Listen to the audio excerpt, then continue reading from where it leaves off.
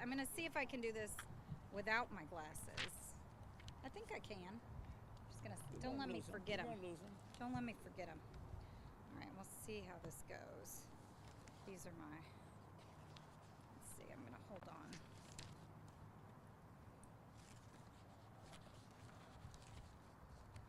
Let's see how I do without this. Let's see. I think it's okay. All right, I'm just going to try without. Okay. Well, good morning. Good morning. I am so glad to be with everyone here today to celebrate the completion of the Meyerland Stormwater Detention Basin. I'm Congresswoman Lizzie Fletcher, and I am so delighted to be here this morning with all of you, of course, who have worked tirelessly on this project and helped make it possible, and of course with Houston City Council member Abby Kamen, with Harris County Commissioner Precinct 1 Rodney Ellis, and with Harris County Flood Control District Executive Director Dr. Tina Peterson, and so many community leaders without whom this project would not have happened. Since my very first day in Congress, I've worked with community leaders to secure resources and address the threat and the reality of flooding in our community, and to get funding to improve our infrastructure, especially our water conveyance and flood mitigation infrastructure. And what we see today, and what we are celebrating, and what we're about to cut the ribbon on, is the result of collaboration between everybody standing here to really make sure that we're taking care of and keeping our community safe, and that we are working together to build for the future. So protecting our community from flooding is a collaborative effort, and I really want to thank the leaders who are here today for working with me so well and for so long to make this happen. As a reminder, I asked Congress to include $9,950,000 in federal funding for this project, as you can see on the sign here in front, through a process in Congress where members of Congress can ask for specific funding for specific projects in our community. And I was able to secure this funding for the Harris County Flood Control District. It's a great, great project. And I am going to turn in a minute to the Flood Control's Executive Director, Tina Peterson, to talk about the details of what this basin does and how it does it. But before I do that, I want to take a minute to talk about how we came to be here today. I think we all know the why. We only really need one word, and that's Harvey. But you can add Tax Day, and you can add Memorial Day, and we really don't need to say more than that. Commissioner Ellis knows all about how Harris County voters approved a $2.5 billion bond to finance projects like this and flood reduction projects across Harris County back in 2018, $18 million of which was for property acquisition and construction of the basin. And also, he knows all about how he worked to deliver funds from Precinct 1 and to help work with FEMA to fund the trails that we see here and the amenities, making it even better, more than detention. Councilmember Kamen, of course, knows how she and the city of Houston were crucial partners in making sure that the city could acquire this property, and worked so hard to make sure that that happened, not just for District C, but for people all across our community.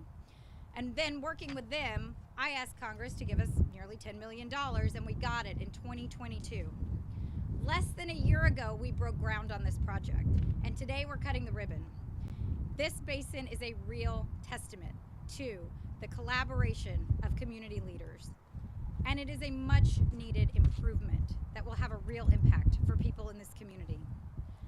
Congress has the power to allocate funding to further our community's goals of all kinds, and I am glad to support so many of our community's priorities with my requests, and to support them in real and tangible ways.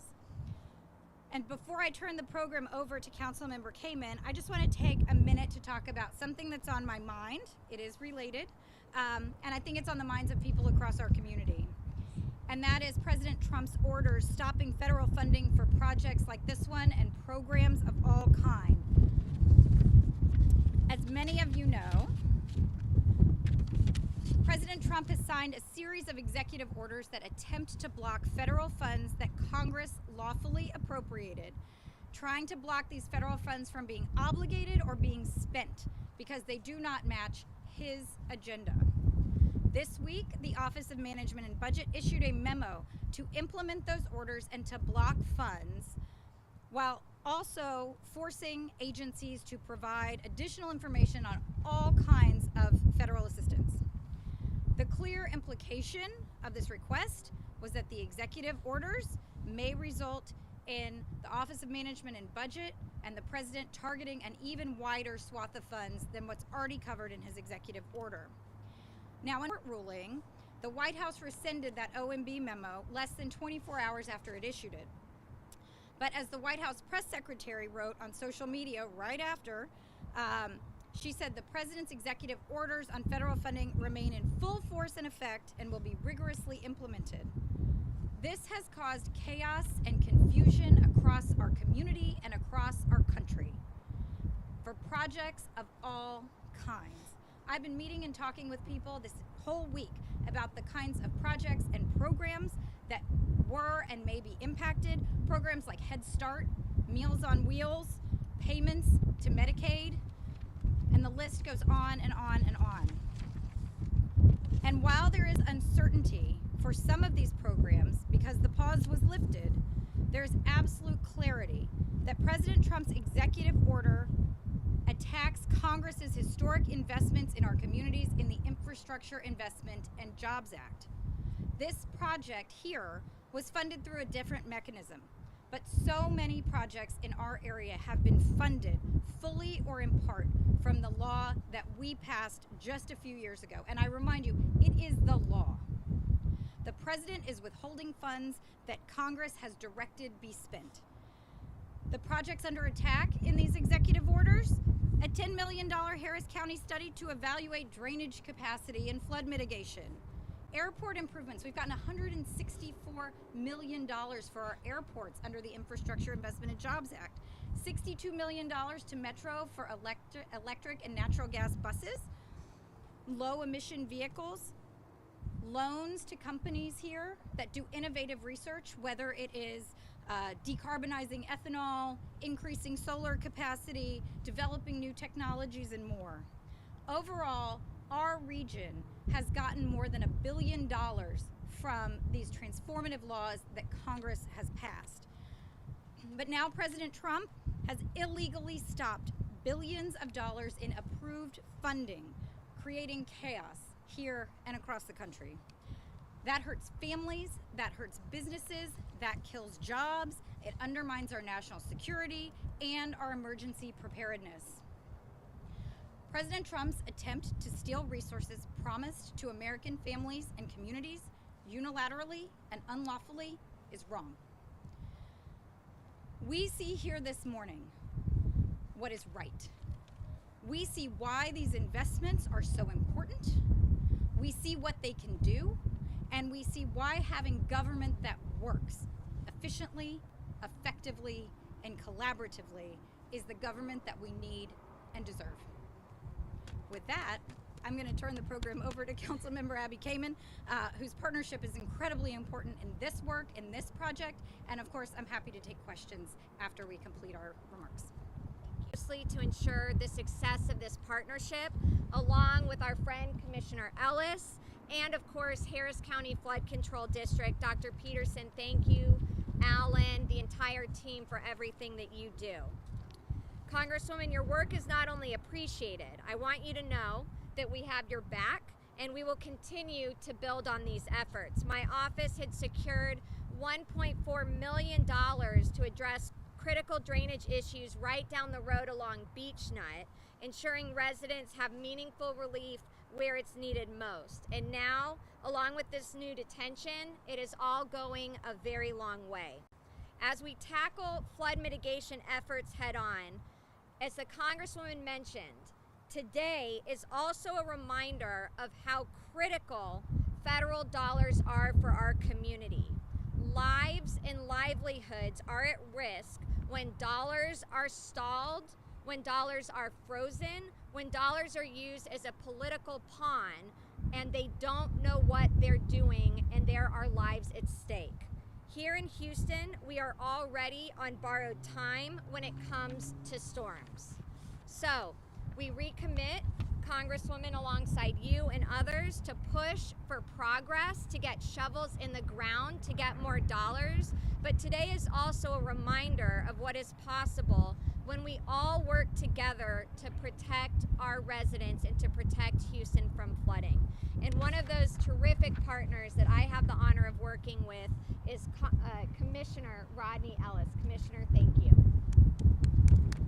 Thank you. I want to start off by thanking Congresswoman Lizzie Fletcher, because she had the tenacity, she had the skill to go and secure these dollars to make this project happen. Give her a warm round of applause, because that is so important. I want to thank Director Peterson, Harris County Flood Control, for the $14.5 million that the county put up for this project. And of course, I want to thank the voters of Harris County for giving us permission to take local dollars in order to do that. I know Tina's going to go into it more, but I'll just mention this. It is a transformative investment, and I got this from her in addition to the green space, which I love. It is just so important. It's an investment in flood mitigation, and what you are seeing behind us will hold 21 million gallons of stormwater and protect nearby neighborhoods. It is so important. I want to stress that as important as it is, as big as these investments are, we need more. Even with that $2.5 billion, it will go a long way towards helping, but we got a lot of catching up to do. I'm glad that we could add to amenities. It's going to make a big difference, and we're not finished yet. Now, since Tina's going to go through the details, I want to thank the Congresswoman again. As a sensible, thoughtful, moderate member of Congress, it is very important for her to speak out on the unfortunate acts being taken by the Trump administration. Those acts are unnecessary, they are unwanted, they are illegal, and they are nonsensical. And we spent a lot of time since those executive orders have come out running around in circles trying to figure out what to do. All of us hope that the courts will exercise the power that they have and the role that they should play as a check on the power grab that is going on. So, Congresswoman, I want you to know during your 6 years in Congress, you have indeed established a track record where people trust you. They expect me to raise hell, and probably surprised that I'm being so mild-mannered today on it. But it really does mean a lot when voices like yours step up and speak. Before I give it to Tina, I'd be remiss if I didn't say, at a time when people are mourning the loss, including a young, brilliant lawyer who came to Houston many times working on litigation efforts on behalf of her clients, to bring in race and gender and DEI, I mean, that is just so beneath the office of the presidency. I couldn't imagine, no matter how awful I felt about somebody politically, that I would in any way inject my personal philosophy or my feelings about their group when we ought to be mourning. So I think all of us ought to be ashamed and be taken aback by what happened. With that, I want to turn it over to a brilliant woman who is in her position because she's brilliant as the head of the Harris County Flood Control District. Thank you, Tina. Well, thank you, Commissioner. And again, my name is Tina Peterson. I am the Executive Director at Harris County Flood Control District. And it is truly a pleasure to be here today to mark what is the completion of the first phase of the Meyer Grove Detention Basin. I want to say a special thank you to Congresswoman Fletcher and her staff and her team for hosting this event today. It is always wonderful to work with you. So this project that we are here talking about today represents a significant step in progress towards flood mitigation for Harris County to enhance the resilience of communities both along Brays Bayou as well as throughout Harris County. In 2022, we were here celebrating the fact that Congresswoman Fletcher was able to secure the $10 million from Congress for this project. And then we were here last February celebrating the groundbreaking of this very important project. At that time, we did share that this project would hold more than 20 million gallons of storm water, and it holds that storm water. It collects it. Thank you, Commissioner. This bayou takes water from Bray's Bayou during high flow, and it stores it here. And it releases it back to the bayou when the high flow conditions recede. And so as a result, it is protecting our community, and it is increasing the resilience of our region. Projects like this don't happen overnight, and they don't happen in isolation. They require the dedication and the collaboration that you've heard my colleagues up here talk about this morning. Again, I want to say thank you, Congresswoman, for your support on this project. We could not have done it without that additional funding. I also want to recognize Commissioner Ellis. You have taken this project, which provides flood mitigation, and you are also giving the community recreational opportunities as a result of your investments from Precinct 1. And then Council Member Kamen, we thank you for your partnership, you and the City of Houston, for making sure that we had the property that we needed to complete this project.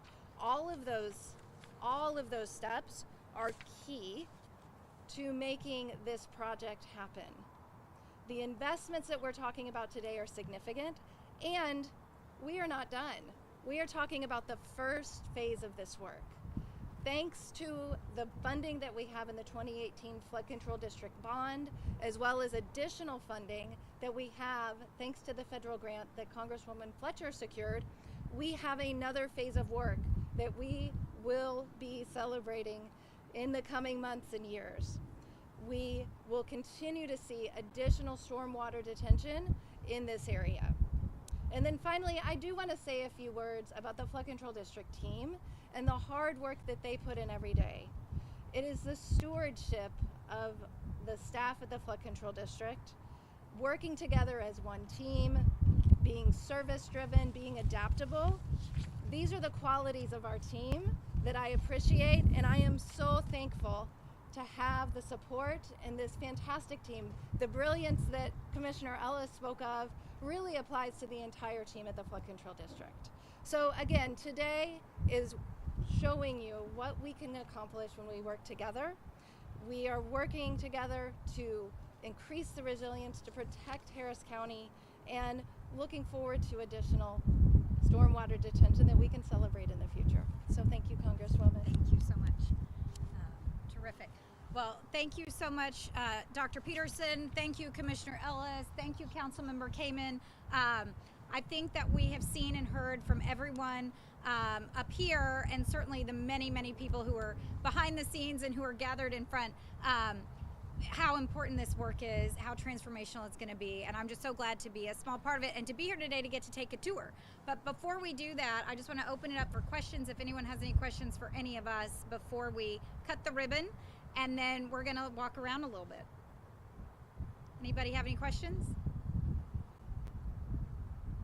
Okay, well, I won't keep you there. Let's get this ribbon cut and let's walk around. Thanks so much for being here. Good job. Good job. Thank you. Awesome. Okay. Well, that's pretty neat. We got the. Oh, I got the big scissors. I know. All right, everybody, flood control. Let's make sure to Come on over here. Basin in the back. Precinct 1, come on over here. Yeah. Council member's office.